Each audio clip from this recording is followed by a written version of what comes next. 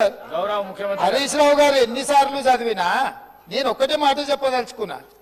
డిలేకి తేడా ఉంది. ఒకవేళ ఇంగ్లీష్ వీరికి రాకపోతే వెనకాల ఒక ఆయన ఇంగ్లీష్ షానొచ్చు అనేట ఆయన ఉన్నాడు, ఆయనను అడుగుండ్రి. సింపుల్ గా దీంట్లో ఏంది, you are also aware of the fact that both the states have agreed in principle to hand over the control of common projects, i.e. Srisailam and NSP and Nagarjuna Sagar project. In terms of Gazette notification dated 15/7/2021, 15/7/2021 la ప్రాజెక్టులు ఏవేవి ఎట్లా hand over చేయాలనో complete గా gazette notify చేసింది అధ్యక్ష 15/7/2021. తర్వాత ఏమన్నారు వారు, but for want of finalisation of operational protocol of both dams handing over process being delayed. దీని అర్థము మేము కొన్ని కార్యక్రమాల వల్ల దీన్ని అప్పచెప్పడానికి కొంత ఆలస్యమే అయింది తప్ప మేము దీన్ని ఎక్కడ వ్యతిరేకిస్తలేము. మేము కేఆర్ఎంబికి అప్పచెప్పడానికి సిద్ధంగా ఉన్నాము. ఈ లోపల ఆంధ్రప్రదేశ్ నుంచి వాళ్ళు పోలీసులతో వచ్చి దాన్ని పొజిషన్ తీసుకున్నారు.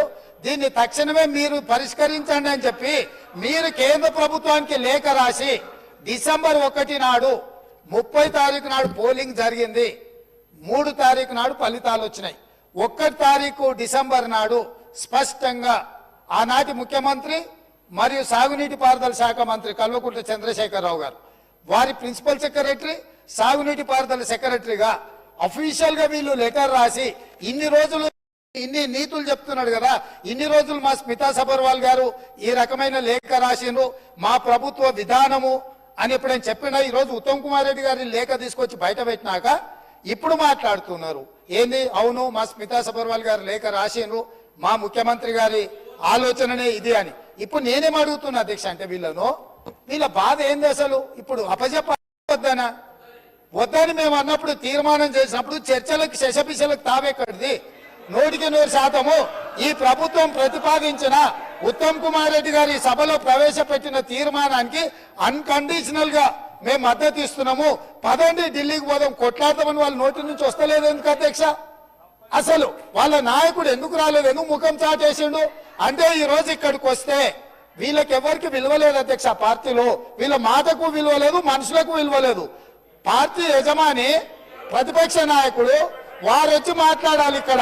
వారు ఎందుకు ఈ రోజు ఇంత ముఖ్యమైన కృష్ణానది జలాలకు సంబంధించి శాశ్వతంగా తెలంగాణ రైతాంగం జీవితాల మీద మరణ శాసనం రాసే పరిస్థితులు ఉత్పన్నమైతే వారు సభలోకి రాకుండా ఈ సభలో జరుగుతున్న చర్చలో వారి అభిప్రాయం చెప్పకుండా వీరు చెప్పే అభిప్రాయానికి ఎలాంటి విలువ లేదు.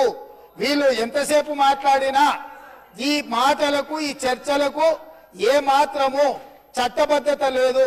కాబట్టి ఇప్పటికైనా మీరు వారికి సూచన చేయండి, లేకపోతే సభ వాయిదా వేయండి. చంద్రశేఖరరావు గారిని సభలోకి రమ్మనుండ్రి. చంద్రశేఖరరావు గారు వచ్చినాక, ఎందుకంటే ఈ 10 సంవత్సరాలు జరిగిన పాపాలకు వారు కారణము. పాపాల భైరవుడి సభలకు వచ్చి చర్చ చేస్తే తప్పకుండా మేమందరం కలిసి సమాధానం చెప్తాం. వారిని సభలోకి రమ్మనుండ్రి, చర్చ చేద్దాం. ఎవరు తప్పు చేసిండ్రు, ఎవరు తెలంగాణకు అన్యాయం చేసిండ్రు, ఎవరు తెలంగాణకు రావాల్సిన కృష్ణానది జలాలలో వాటాలను ఎవరు తెగ నమ్ముకున్నారు, ఎవరు చేపల పులుసుకి అలసిచ్చిండ్రు తెలంగాణ నీళ్ళ దోపిడీకి, వారి సభలోకి రమ్మనుండి. చంద్రశేఖరరావు గారి సభలోకి వస్తే ఎంత సభైనా మీరు మైకియండి అధ్యక్ష.